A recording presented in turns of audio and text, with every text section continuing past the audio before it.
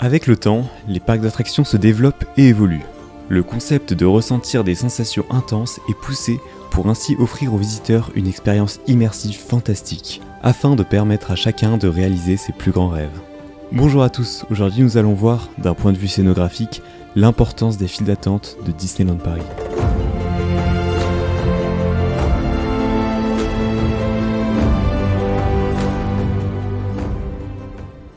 Prenons d'abord comme exemple mon attraction préférée, Pirates des Caraïbes.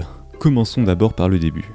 Plongé dans la dense jungle de Adventureland, cette majestueuse ruine attire votre regard, ce qui est très prometteur de l'ampleur que va avoir l'attraction. L'entrée est déjà très réussie et très immersive. Elle nous invite à nous questionner sur le passé de ce château. Et c'est grâce à ce détail que le visiteur est poussé à découvrir ce qu'il s'y cache à l'intérieur. En s'approchant lentement du château, l'ambiance est progressive, en passant de la dense jungle des Caraïbes au couloir sombre du château. Et d'ailleurs, soyez fiers, car on a la plus belle entrée de tous les parcs. Et oui, Disneyland Paris est le seul parc Disney à posséder un château à l'entrée de cette attraction. Le château paraît moins abandonné qu'il n'y paraît. Les torches sont allumées et une musique inquiétante parvient à vos oreilles. Plus vous avancez, plus vous découvrez des scènes questionnantes éveillant votre curiosité. Les canons sont sortis, des impacts de boulets sont apparents et les murs sont fissurés. Mais qu'est-ce qui a bien pu se passer ? On arrive finalement à l'embarquement. Ici, votre champ de vision se dégage et vous arrivez à l'extérieur, dans la nuit chaude des Caraïbes. Analysons la file d'attente. En effet, mis à part la gare, la quantité de thématisation n'est pas extraordinaire. Une salle par ici, une autre par là. Mais d'après moi, une bonne ambiance résulte de plusieurs règles. Premièrement, une ambiance progressive, qui nous mène de manière logique de l'allée du parc jusqu'à l'embarquement. Deuxièmement, une ambiance sonore réussie, en rapport avec le sentiment qui est ressenti par le visiteur. Troisièmement, la crédibilité des scènes. Quatrièmement, des éclairages de couleurs ayant été pensés afin de créer une harmonie. Ça paraît logique. À part pour le parc Astérix. Et enfin, une part de mystère qui pousse le spectateur à se questionner sur lui-même et sur l'endroit où il se trouve. Ici, tous ces critères ont été réunis pour créer ainsi une ambiance fabuleuse et très forte. On a donc un élément majeur, l'élément le plus important d'un espace scénique n'est pas la quantité de thématisation, mais la qualité de l'ambiance. Retenez bien cette phrase. Continuons notre aventure avec l'embarquement. Ah, l'embarquement. Personnellement, c'est le meilleur que j'ai jamais fait. Avec Silver Star, évidemment. Vraiment pas. Au fil de notre descente vers l'embarquement, on aperçoit au centre du château des barques qui défilent au flot de la mer. Le réalisme se fait aussi ressentir par la grandeur de la salle dans laquelle est plongé le spectateur. Ici, nous sommes plongés dans une ambiance simulant l'extérieur, grâce à une immense salle dont nous n'apercevons pas les délimitations.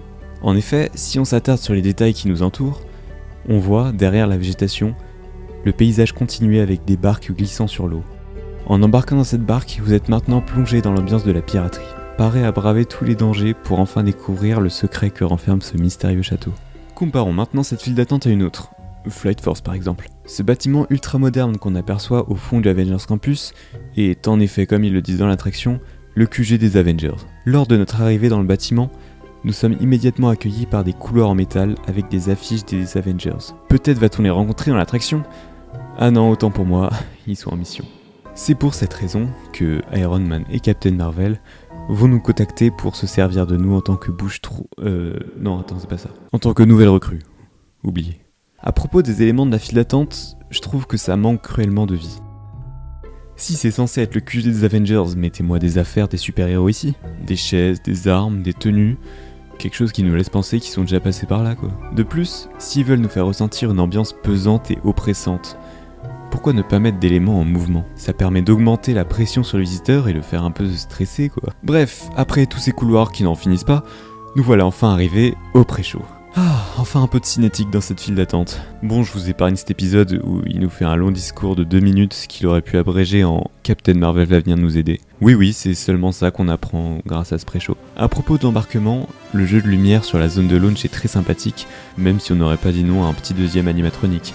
Mais c'est Disney, faut pas trop en demander. Bon, vérifions les paramètres du Gugus. Une ambiance progressive. Non.